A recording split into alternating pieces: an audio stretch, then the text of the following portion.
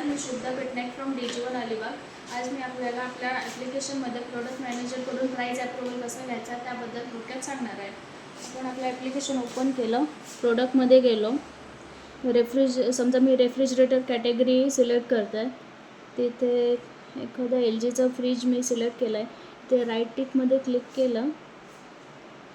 ॲप्लिकेशनमध्ये आपली best price आहे 40,900, पण कस्टमर डिमांड करतो आहे 38,000, तर आपण तिथे 38,000 प्राईस मेन्शन केली आणि रिमार्कमध्ये कस्टमर आस्किंग प्राईस मेन्शन करूयात आणि सबमिट करूयात।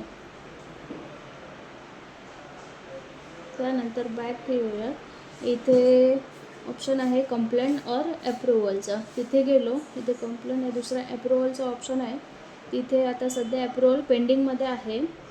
इथे समजा प्रोडक्ट मॅनेजरने प्राईस अप्रूव्हल दिलं तर इथे ग्रीन टिक येईल, आणि जर समजा प्राईस रिजेक्ट झाली तर इथे रिजेक्ट झाली तर पुढे मग जी फायनल प्राईस असेल प्रोडक्ट मॅनेजरची ती इथे मेन्शन होईल पुढे।